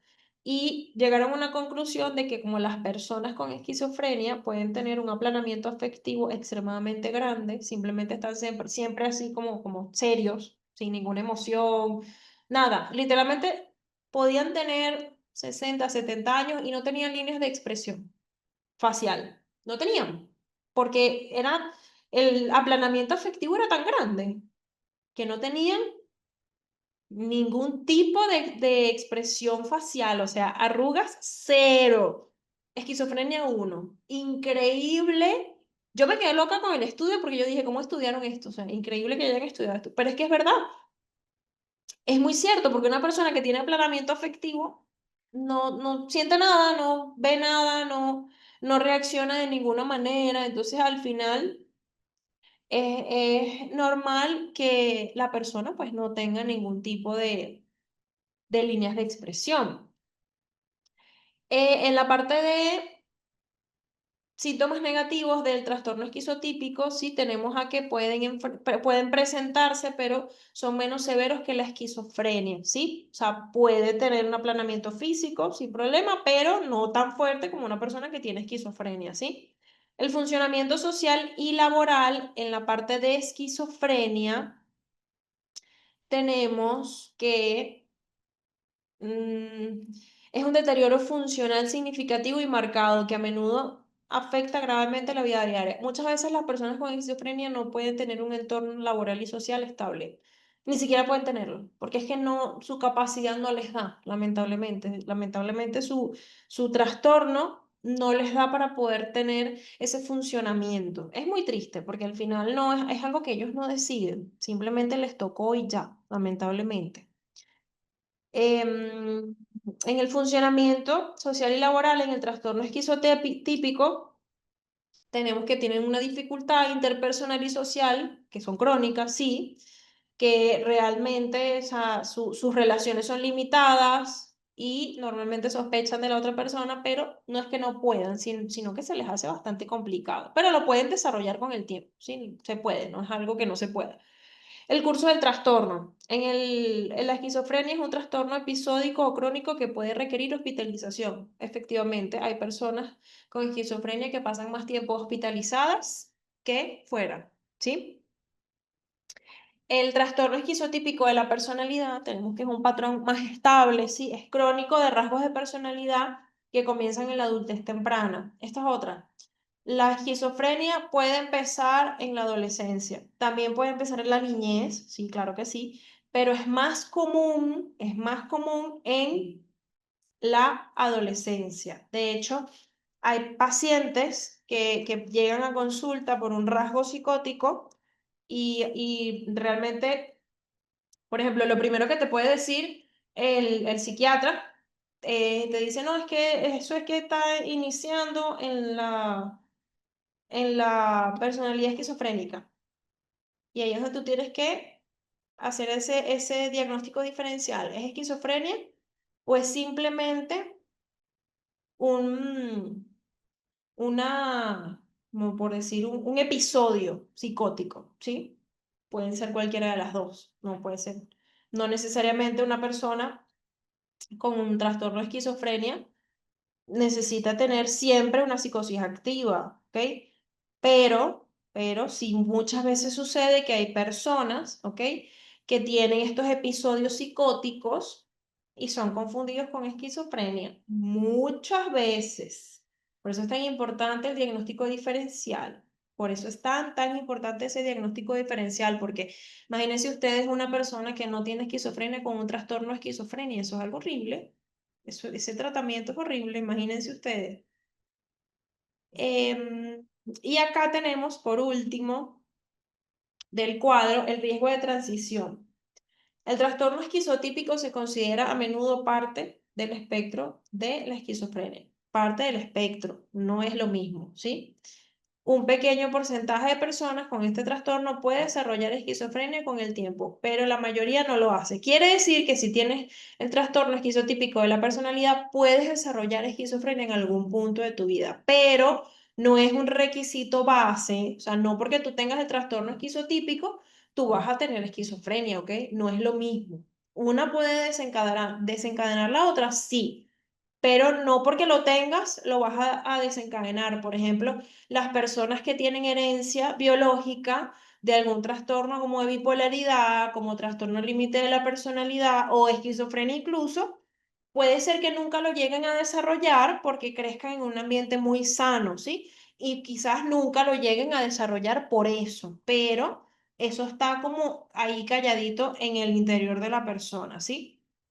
Me dicen si les aclaré esta duda, Sebastián, si te aclaré la duda que tenías en base a la pregunta, porque yo les puedo decir, sí, bueno, no es lo mismo, pero una cosa es que yo les diga, no es lo mismo, son cosas diferentes a que yo les explique por qué no es lo mismo, cuáles son las diferencias. En este caso, uno puede desencadenar el otro, entonces al final me gusta más como tratar de explicar más a fondo las preguntas y las curiosidades, porque esto les va a ayudar. Yo sé que a veces en las clases pueden ser un poquito tediosas, aunque yo trato de que no lo sean, pero esto les va a ayudar en algún punto de su carrera porque les puede tocar, ¿sí? Cuando nosotros trabajamos como psicólogos clínicos, les va a tocar en algún momento esto y es muy bueno estar preparados para cualquier cosa, ¿sí? Perfecto, Sebastián, qué bueno. Bueno, para ti y para todos los demás que quizás tenían la duda o quizás no tenían la menor idea de que uno o el otro se parecían, ya tenemos esa aclaratoria. Pero siempre, nunca está de más aprender muchas cosas. La personalidad límite. Esta es yo voy a decir algo raro, porque bueno, es raro. Esta es una de mis personalidades favoritas. ¿Por qué? Es mi personalidad, mi trastorno de personalidad favorita porque las personas con trastorno límite de la personalidad tienen una etiqueta tan grande que es como que te dicen que tienes trastorno límite de la personalidad y automáticamente te están diciendo que tu vida va a ser un desastre, cuando realmente no es así. Yo he tenido pacientes y tengo pacientes con TLP que son funcionales. ¿Les cuesta? Sí, no les voy a decir que no, les cuesta mucho, pero se puede, ¿sí? El patrón de la personalidad límite se caracteriza mucho por esa profundidad, o sea, son muy inestables, ¿sí? En todas las áreas de su vida o en varias de las áreas de su vida son muy inestables, pueden afectar las relaciones con otras personas, pueden afectar la autoimagen, afectan mucho esa regulación emocional. Ah, también conoces, Sebastián, también conoces personas con TLP, pero conoces o que has visto en terapia. No es lo mismo, no es lo mismo porque conocer de amistad, muchachos, es fuerte, es bastante fuerte porque no sabes a veces cómo, a pesar de ser psicólogo, te cuesta mucho lidiar con esas personas. Conozco de amistad, hay suerte, Sebastián. Espero que puedas ayudar mucho a esa amistad. Bueno, no sé si es amistad conocida o es amistad, amistad, ¿no? Pero espero que lo puedas ayudar mucho o la puedas ayudar mucho. Normalmente las personas con personalidad límite o borderline, como se conoce, tienen una inestabilidad en las relaciones, ¿sí? Sus cambios de humor son tan intensos y son tan bruscos que pasan literalmente como que estás loco. O sea, la gente que no conoce el trastorno dice, no, tú estás loca porque tú cambias de humor demasiado rápido y eso no es normal. No, simplemente tienes un trastorno límite de la personalidad, ¿sí? Pasan de la idealización a la devaluación en sus relaciones en cuestión de horas. Literalmente ellos pueden estar ahorita, o vamos a poner un ejemplo, a las 5 de la tarde aman, adoran sus relaciones, son lo mejor del mundo y ahorita a las 8 o 9 de la noche todo mal, todo mal, todo mal, todo mal. Así de cambiantes son. Sebastián dice, es difícil porque se va mucho a la depresión y la dependencia de los demás, sobre todo de su familia y hermana. Pero se puede trabajar. O sea, yo te lo digo porque lamentablemente el trastorno límite de la personalidad lo tiene como que no se puede trabajar, medícate y vive tu vida. No, se puede trabajar. Es difícil, no te voy a decir que no, es difícil, muy difícil, porque muchas personas caen en adicciones al sexo, adicciones a las drogas, adicciones al alcohol, pero se puede trabajar. No digo que no. Es difícil, es complicado, pero se puede. No es algo que lamentablemente como la esquizofrenia, por ejemplo, que la esquizofrenia es muy difícil que una persona tenga una vida funcional, sí, muy difícil, muy complicado. Su hermana no se despega de ella porque siente que la está abandonando y la familia no deja a la hermana grande ser, por así decirlo, y ha tenido que estar pegada a ella. Pero eso tampoco es bueno para la familia porque no estás creando independencia. Yo puedo entender que tenga el trastorno y que es muy difícil manejarlo, pero si no aprenden a manejarlo, entonces van a tener a dos personas dependientes, porque también la dependencia emocional se puede desarrollar. No nada más se nace con eso, sino que puedes desarrollarlo. Entonces, imagínense, vas a tener a dos hijas o a dos hijos en general que no se, que son dependientes el uno del otro. Imagínense ustedes. La autoimagen de la persona con borderline o de la personalidad límite, sí, es muy frágil. El sentido de identidad es fragmentado. Con frecuencia son tienen muchos cambios, sus valores, sus aspiraciones. Ellos pueden querer algo, pero les cuesta mucho porque es muy frágil a la hora de hacer algo. Saludos para usted también, doctor Luis. Buenas noches por allá. Extrañaba las clases, ayer estaba de guardia. No se preocupe, igualito siempre quedan grabadas. No se preocupe por eso. Gracias por llegar. Yo sé que usted a veces llega tarde, pero llega. Lo importante es que llegue, eso es lo importante. Así que no se preocupe. Y sé que a veces tienen fallas de conexión. A cada rato me sale gente que entra y sale muchas veces, pero yo sé y entiendo que, bueno, que a veces el internet no se porta muy bien, que digamos. Así que no se preocupe. Aquí estaremos casi que todos los días a la misma hora, porque después de este diplomado, cuando termine este diplomado, vamos a empezar otro. Justamente el martes de la semana que viene, tengo entendido que vamos a empezar otro. Así que siempre van a tener la oportunidad de seguir aprendiendo. Esta parte de la impulsividad en la personalidad límite, yo creo que es una de los rasgos más marcados, ¿sí? Presentan un comportamiento impulsivo o autodestructivo como respuesta a la angustia emocional o al miedo al abandono. La impulsividad en la personalidad límite es algo increíble. Miren, yo conozco personas que tienen, por ejemplo, tienen su diagnóstico. No están medicados porque, bueno, se rehusan a la medicación y prefieren trabajarlo solo con terapia. Bien, no hay problema. ¿Qué pasa? El problema es que son tan impulsivos que puede ser que tengan una relación buena, una relación estable, con comprensión, con cariño, etcétera, pero su impulsividad puede hacer que eso se destruya. Incluso se afanan mucho o se ligan mucho, se apegan mucho a las personas que les dan inestabilidad emocional. ¿Por qué? Porque muchas veces las personas piensan que la persona límite o la personalidad límite es, ¿cómo se dice? Masoquista, pero no es masoquista, sino que imagínense ustedes que nuestro cerebro no sabe distinguir entre lo bueno y lo malo en este tipo de cosas. ¿Por qué? Porque el cerebro simplemente está donde se siente cómodo. no importa si es algo bueno o si es algo malo, está donde se siente cómodo, ¿ok? Entonces, muchas veces las personas con TLP sufren mucho por la impulsividad de no controlar esas cosas, ¿sí? Excelente su espontaneidad, una fusión entre psicología más pedagogía. Pues fíjate que no soy profesora, o sea, no estudié profesor, no estudié nada de eso. Quería estudiarlo, pero bueno, aquí era muy complicado y dije no. Creo que para ser docente y para enseñar hacen falta muchas ganas de querer hacerlo, ¿saben? Porque a veces me ha pasado que he tenido profesores que tienen máster, doctorados, estudios, 20 años de experiencia y cuando vas a ver, lo que quieres es salir corriendo de su clase. Así que creo que depende mucho de cómo te guste y cómo lo puedas llevar. Así que gracias por tu bonito comentario. Ahí está tu corazoncito. Entonces, muchas veces las personas, muchas veces no, las personas con trastorno límite de la personalidad son extremadamente impulsivas, cometen muchos errores, muchas tonterías, porque a veces ellos mismos te dicen, ay, pero qué tontería acabo de cometer. Pero es que la impulsividad que tienen no les permite como que poner un límite ahí. Entonces realmente ellos tienen una neurosis porque ellos están muy conscientes de que no pueden evitarlo. O sea, sé que lo estoy haciendo mal, sé que voy a cometer un error, sé que voy a hacer una estupidez, pero no puedo evitarlo. Entonces, por eso es que el trastorno límite de la personalidad o la personalidad límite es tan complicada a la hora de trabajar en terapia, porque depende mucho del psicólogo y de la persona y de si la persona toma tratamiento. Porque hay personas que no quieren un tratamiento, literalmente, yo conseguí esta imagen y yo dije, bueno, esta es la mejor imagen que le puedo colocar a esta diapositiva porque literalmente así se puede ver una persona con personalidad límite. Literalmente así.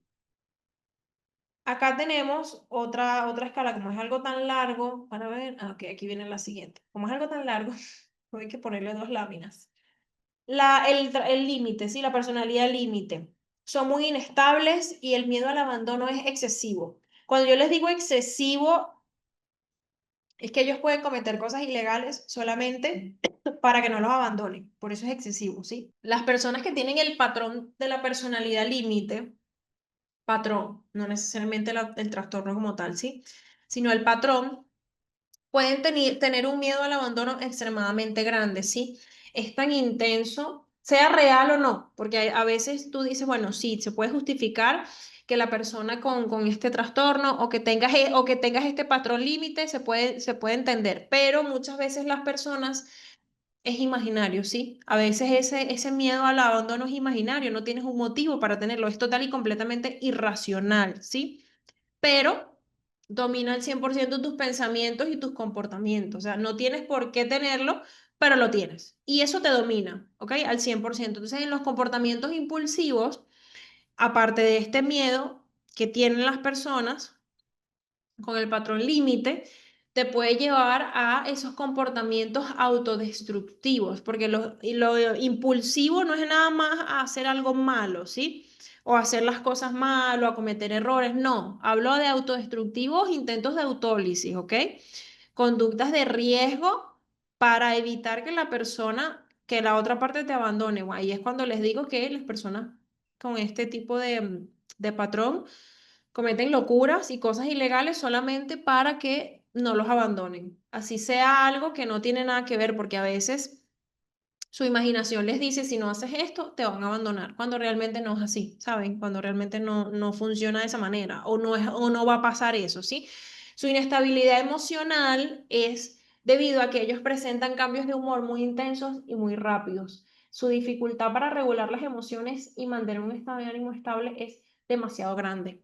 Cuando yo les digo demasiado grande, es que hay personas con TLP que están en terapia o o con patrón límite que están en terapia y automáticamente cuando hacen algo mal o ven algo mal o lo que sea negativo, empiezan a decir, esto no me está funcionando, no estoy cambiando nada, no estoy mejorando. O sea, son muy negativistas. Es algo demasiado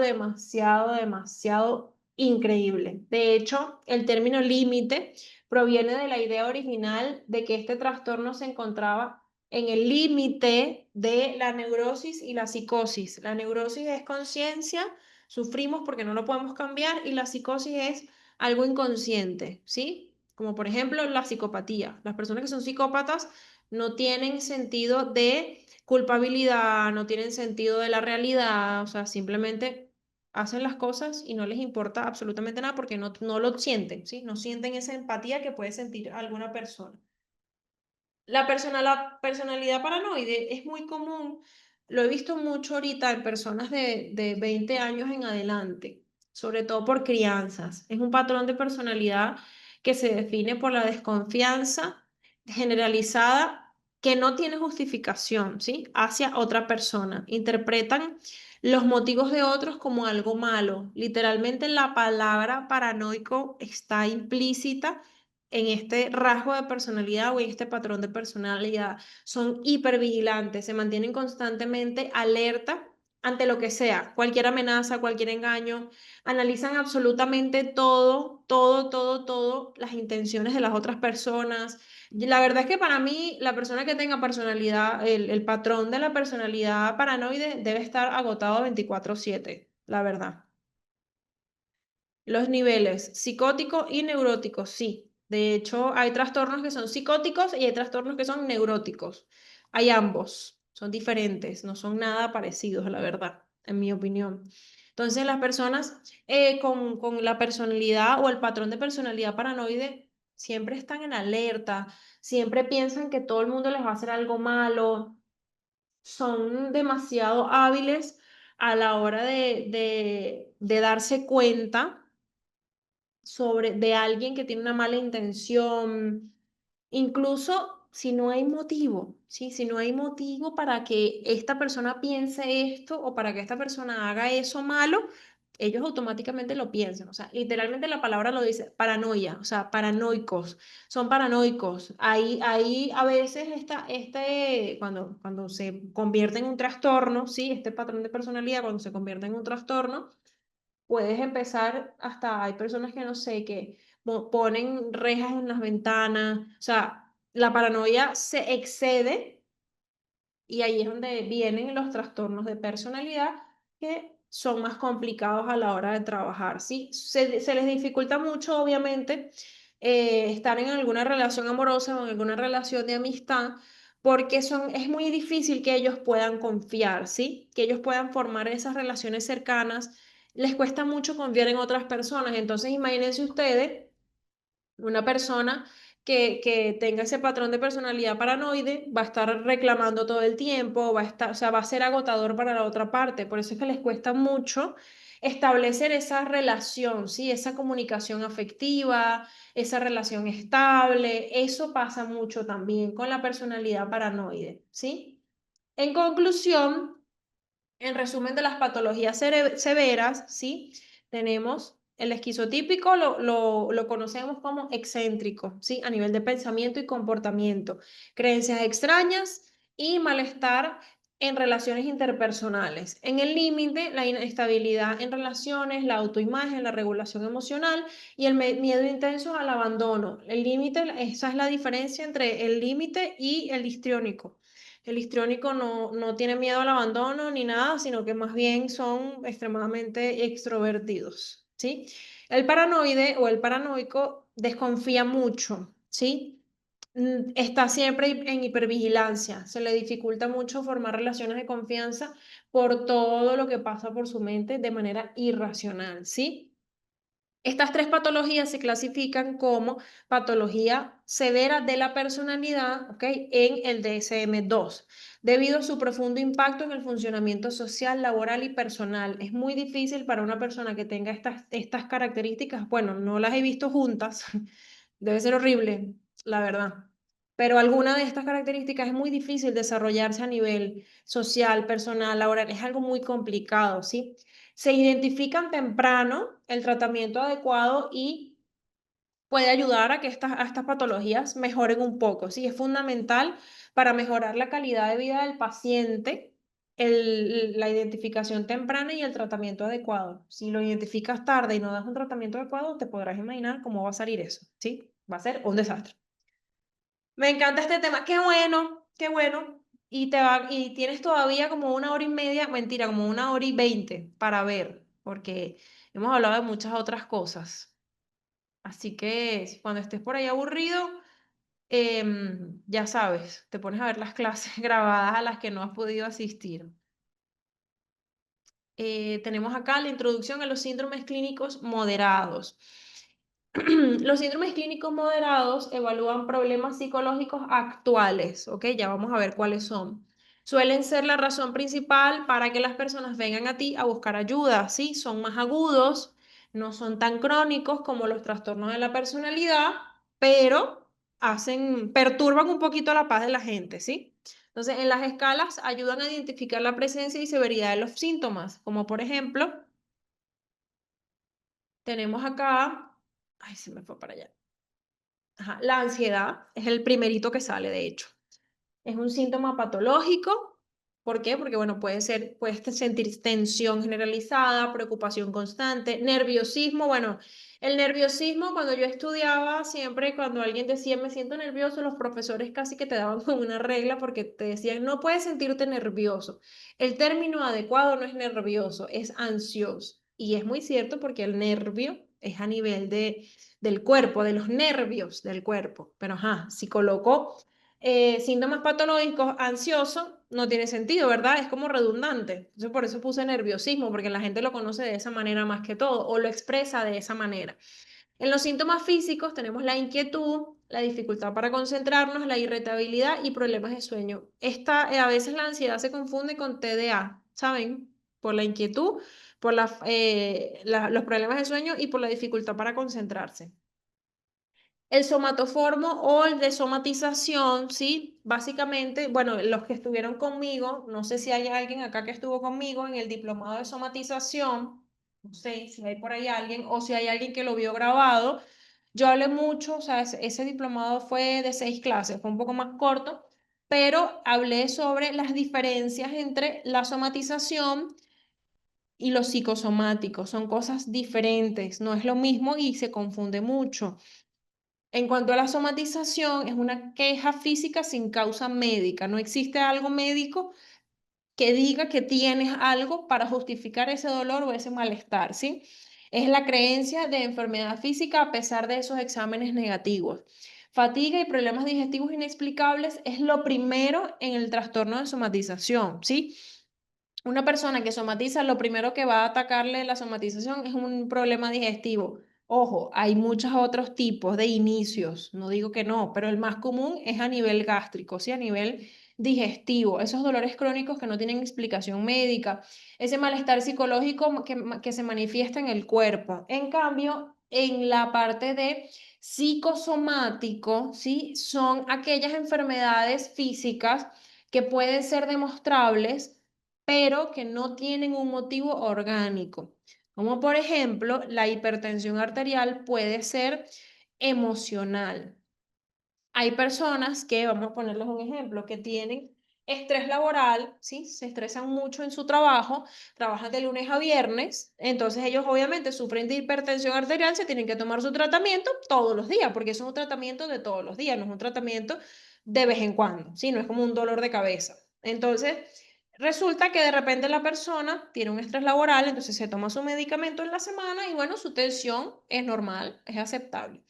Resulta que el fin de semana, una persona tranquila, es una persona pacífica, todo maravilloso, todo color de rosa, y se toma la pastilla de la tensión y la tensión se le va para el piso. ¿Por qué? Porque su condición es emocional, es decir, psicosomática. Psico de mente, ¿ok? Somática de cuerpo. Tú puedes experimentarlo en el cuerpo y existe a nivel médico clínico evidencia de que lo tienes, pero no existe el qué es lo que te lo da. Por ejemplo, en el caso de las personas con hipertensión arterial emocional, normalmente la persona que lo padece sufre del corazón, sufre de los riñones, no todas juntas, separadas me refiero. Puede sufrir del corazón, puede sufrir de los riñones, puede sufrir de migrañas, que bueno, la migraña todavía se está estudiando a nivel somático. Puede sufrir de algo en el cuerpo que le genera la hipertensión arterial, ¿sí? Pero hay personas con somatización que se hacen todos los exámenes, su cuerpo es perfecto, pero tienen hipertensión arterial. Ahí es cuando se dice que es psicosomático. Esa es la diferencia entre somático y psicosomático. Son cosas muy diferentes. Realmente son muy frecuentes. Gracias por explicarlos. No, a la orden. De hecho, lo explico, que bueno, sé que lo psicosomático no está en el test, en esto que estoy diciendo ahorita, pero es importantísimo saberlo, porque muchas veces llegan a consultas médicas personas con todos los exámenes bien a nivel de, oye, por ejemplo, una persona que sufra de azúcar, ¿sí? Una persona que sufra de diabetes, de cualquier tipo de diabetes. Y cuando vas a ver, todos sus exámenes son perfectos, pero tiene el azúcar altísima. Pero el páncreas funciona maravilloso. Entonces tú dices, bueno, pero ¿y entonces? Bueno, es psicosomático, ¿sí? No es ni clínico ni es somático, es psicosomático, es diferente. Hay una evidencia de esa patología, ¿ok? También a veces hay cosas en nuestro cuerpo que pueden variar según los medicamentos que tomamos. Por ejemplo, hay medicamentos analgésicos que pueden hacer que nuestro tiempo de coagulación sea más largo, sea más prolongado. Entonces, ese tipo de detalles, porque a veces la gente no lo dice, puede también irse a un mal diagnóstico a nivel de lo psicosomático. Por eso es que siempre hay que decirle todo al médico y no ocultarle nada. Pero básicamente esta es la diferencia entre lo somático y lo psicosomático. Sí, y toca indagar muchísimo. Sí, no, y a veces es cansón, a veces agota mucho, Luis. De hecho, es más, recuerdo hace como 3 meses, imagínate, yo tengo una paciente que duró, mentira, 3 meses no, duró conmigo como 2 años, ya está muy bien, está, gracias a Dios, está súper bien. Y yo me enteré como al año y medio, mentira, como al año de estar atendiéndola, de una operación a corazón abierto que le hicieron cuando tenía 10 años. Y yo me quedé como que, ¿y por qué a ti eso no te pareció importante mencionármelo? O sea, eso simplemente fue un día que yo estaba indagando porque había una respuesta que necesitaba, que no conseguía, una respuesta para algo que ella experimentaba. Y bueno, un día me dijo eso y yo me quedé así como que es en serio. Y bueno, evidentemente esa era la respuesta que yo necesitaba o la indagación que yo necesitaba para poder ayudarla con esa parte específica de su vida. Entonces, imagínense ustedes, porque esta persona tenía muchos rasgos de hipocondría, o sea, era muy hipocondríaca. Y pues, ¿cómo no va a ser hipocondríaca si tuvo una operación a corazón abierto a los 10 años? O sea, total y completamente racional su miedo, pero ajá, teníamos que saber eso para poder ayudarla. Entonces sí, a veces las personas no son muy sinceras y por eso es que siempre se le debe decir al paciente, yo voy a trabajar con lo que tú me des. Si tú me dices algo o tú no me dices algo, tienes que entender que es tu decisión. De hecho, hay personas que te dicen, bueno, pero no es obvio. No lo supone, no, nosotros no debemos suponer. Obviamente vamos a suponer porque somos seres humanos, ¿ok? Pero no debemos suponer. Eso está mal. ¿Por qué? Porque cuando tú vas a hacer un informe médico o un informe psicológico, tú no puedes colocar yo supuse que tenía esto, porque se te van a pegar el informe por la cabeza, ¿ok? No puedes poner suposiciones. Suponer no es legal, vamos a ponérselo de esa manera. Si tú supones, tu informe no vale, tu estudio no vale, tu análisis no vale, tu tratamiento no vale, no puedes suponer. Tú no puedes decir, bueno, yo supuse que esta persona tenía TLP porque nunca llegaba a la hora. No puedes suponer, tienes que preguntar. Si la persona no te lo contesta de manera directa, simplemente no lo tomas en cuenta, ¿sí? A veces cuesta un poco porque hay cosas muy obvias, pero no lo debes hacer. No se debe hacer eso. Mm, La bipolaridad. ¿Qué saben de la bipolaridad? Hoy están muy callados. ¿Qué saben de la bipolaridad? A ver, la bipolaridad es conocida de muchas maneras erróneas. Muchas maneras erróneas. La gente no conoce la bipolaridad. No tiene ni la menor idea de lo que es la bipolaridad. No saben qué es la bipolaridad. La bipolaridad no es un estado de ánimo que se cambia de un día para otro, ni de una hora para otra. Es algo mayor, ¿sí? ¿Lo usan como un insulto? Sí, lo usan como un insulto. Y la verdad, la bipolaridad es muy triste. Yo sé que yo digo muchas veces esto, ¿no? Pero es que díganme ustedes que no va a ser triste padecer de algún trastorno de personalidad o de alguna enfermedad psiquiátrica, porque sí. O sea, es triste. Es triste tener que enfrentarte a esos diagnósticos porque sí, porque eso es lo que tienes, porque eso es con lo que naciste. Entonces eso es difícil y es triste. Y la bipolaridad está muy mal conocida, la gente no la conoce como lo que realmente es. Sí, bipolaridad tiene fases, está la fase maníaca y está la fase depresiva. De hecho, tú no puedes diagnosticar a una persona con bipolaridad con 2 meses de terapia. No puedes. A veces las personas piensan, o bueno, dicen, ¿no? Que el psicólogo cobra por escuchar, que el psicólogo no debería de cobrar, que el psicólogo esto, que el psicólogo ello. Yo les voy a decir algo. La psicología, así como la medicina, no es tan fácil como la gente piensa. La gente piensa que tanto la psicología como la medicina, o incluso hasta los mismos abogados, enfermeros, muchas áreas, pueden ser dirigidas por cualquier persona. Y yo les voy a decir que no. ¿Por qué? Porque imagínense ustedes que a alguien que no le guste la carrera, que no le guste nada de esto, que no lo entienda, etcétera, diagnostica a una persona con bipolaridad con 1 mes de tratamiento, solamente porque se basa en lo que te está diciendo. Imagínense ustedes ese desastre. Es un trastorno donde la persona se balancea entre dos polos emocionales, según lo que sé, por eso el nombre de bipolaridad. Exacto, bipolar, son dos polos, la parte maníaca y la parte de depresión. De hecho, aquí esta imagen la conseguí y es la misma persona, pero con dos polos totalmente diferentes. Estas fases, ¿sí? Estas etapas, por decirlo de una manera, las manías duran más de una semana, sí. Creo que deben durar. Realmente ambas etapas pueden durar meses o semanas, depende de la persona. Pero el deber ser es que duren más de 2 meses cada una.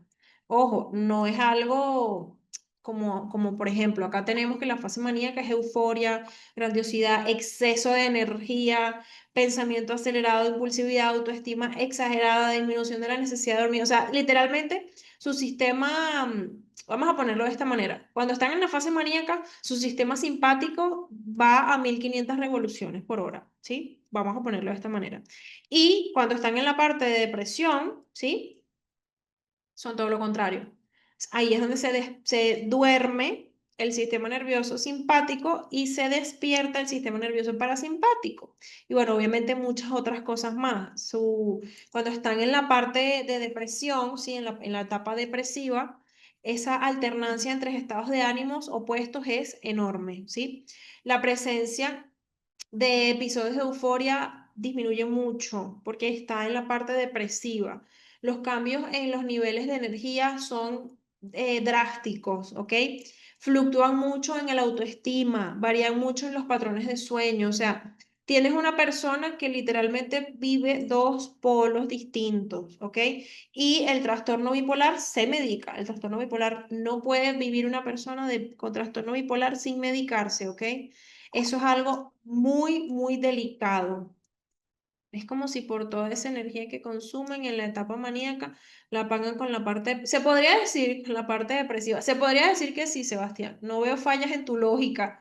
No veo fallas en tu lógica porque sí, totalmente, cuando una persona tiene una fase de energía demasiado grande, llega un punto en el que el cuerpo dice, ay, Dios mío, ¿y ahora para dónde voy? O sea, vamos en picada. O sea, literalmente la fase maníaca si se los puedo describir en una atracción, les podría decir que es como una montaña rusa, de esas montañas que son altísimas y de repente cuando van en bajada bajan durísimo de golpe. Bueno, así. La parte de manía es la parte donde van subiendo todo súper bien, magnífico, maravilloso y cuando viene la cima y después van hacia abajo es la parte que nosotros conocemos como depresión mayor o bueno, la etapa depresiva. Y como les digo, la bipolaridad, tú puedes trabajar en terapia, pero con medicación. La bipolaridad, lamentablemente, no es opcional la parte de medicación.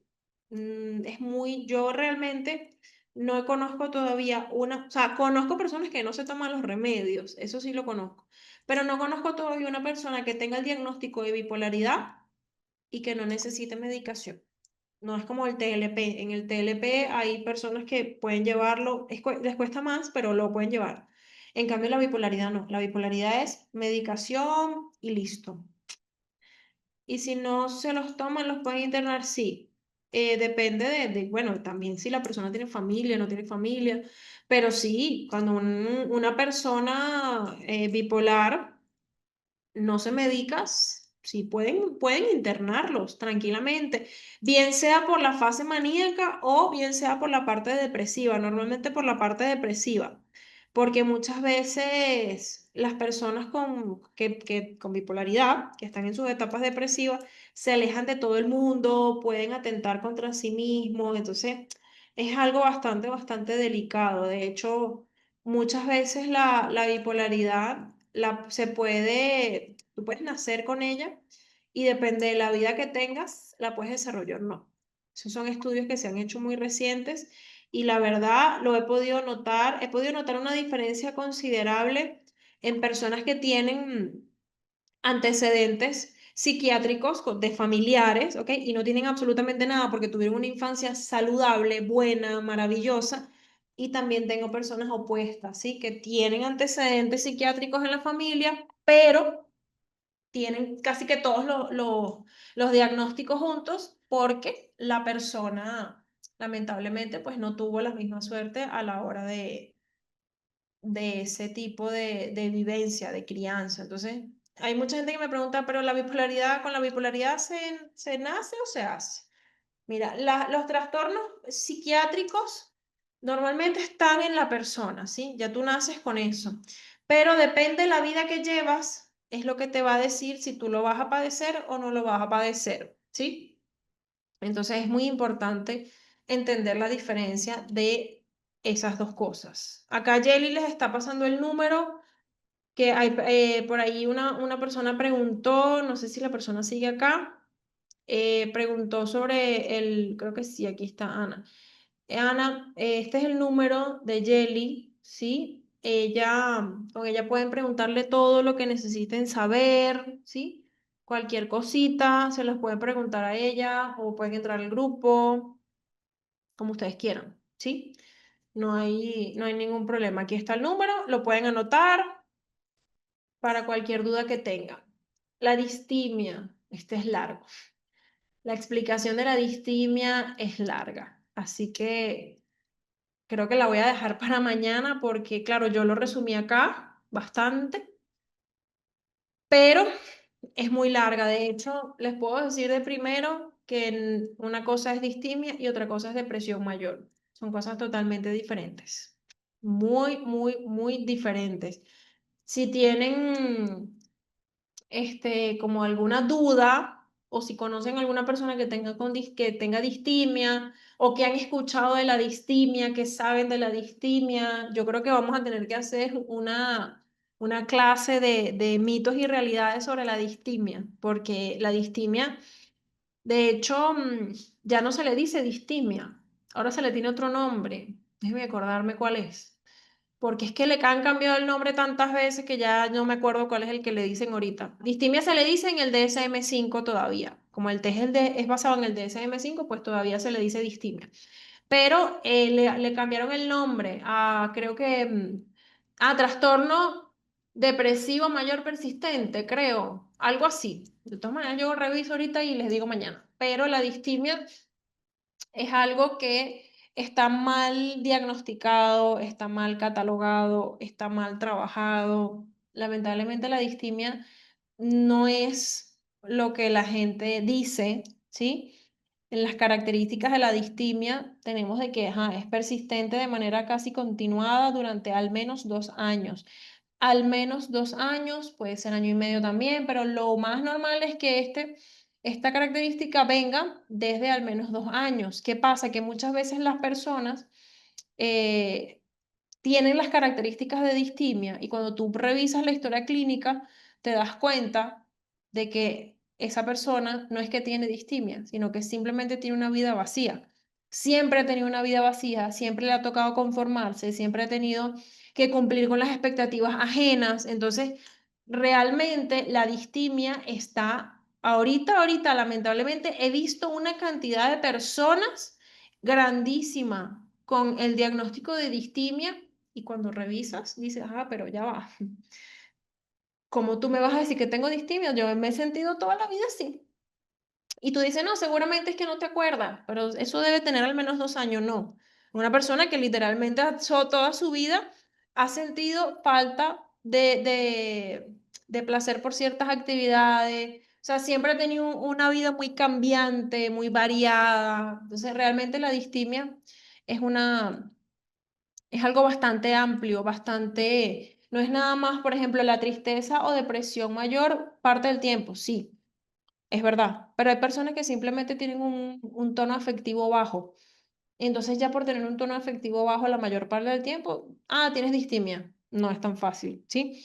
Poca energía y sensación de fatiga constante, sentimientos de desesperanza persistente, de desesperación o de desesperanza persistente. Entonces hay ciertas cosas en las características de distimia que te ayudan a poder diferenciarla de otros trastornos. Por ejemplo, las diferencias con la depresión mayor, ¿sí?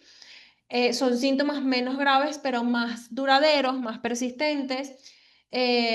Duran mucho más tiempo, mínimo 2 años, afecta el funcionamiento a largo plazo, impacto crónico en las relaciones sociales y laborales, ¿ok? Pero no es lo mismo, porque mucha gente, en estos días estaba leyendo algo que, ay, Dios mío, me hizo así como, me dio un tic en el ojo que decía que no, que la distimia no se cura y tal, no sé qué, y yo me puse a leer los comentarios del video, ¿no? Yo dije, bueno, vamos a ver qué opina la gente, qué dice aquí la gente. Todo el mundo, no, sí, que la distimia no se cura, no se cura, simplemente un día te empiezas a sentir mejor, olvidas todas esas cosas negativas, ya no tienes más nunca depresión, ya no tienes más nunca esto, y simplemente todo mejora. Yo así como que, ya va. Si eso no es la cura de la distimia o de algún trastorno psiquiátrico, psicológico como depresión, ansiedad, etcétera, entonces dime tú qué es lo que es, yo no entiendo. Entonces todo el mundo describía cómo se sentían cuando ya superaban, entre comillas, superaban, porque ellos no le decían cura, ¿no? Ay, me curé o ay, superé, no. Simplemente les decían como que, ay, no, lo trabajé y mejoró, pero no es la cura. Y yo digo, ¿cómo que no es la cura? O sea, si la cura no es estar bien, ser funcional, vivir, disfrutar, ser feliz, no tener esta tristeza, esta depresión, este estado de ánimo depresivo todo el tiempo, entonces yo no sé qué es lo que quieren ellos de cura, o sea, no entiendo. De hecho, hay personas que desarrollan distimia porque tienen una vida, por ejemplo, no sé, se casan o no sé, cualquier otra cosa que, por ejemplo, depresión postparto. La depresión postparto se puede convertir en una distimia, pero entonces es algo que se puede trabajar, se puede curar. No necesariamente tienes que decir o tienes que poner que es algo que no se cura. Lo que pasa es que la gente tiene, creo que, una idea errada sobre la cura, ¿sí? De ciertos tipos de patologías. Bueno, díganme si tienen alguna duda, si tienen alguna pregunta, cómo vamos hasta ahora, han entendido todo, no han entendido nada, qué quieren saber. Díganme si tienen alguna duda, si tienen alguna pregunta, por favor, para poder contestárselas. Nos quedan 3 minutitos para poder continuar el día de mañana bien claros, precisos. ¿Entendieron todo lo que discutimos hoy?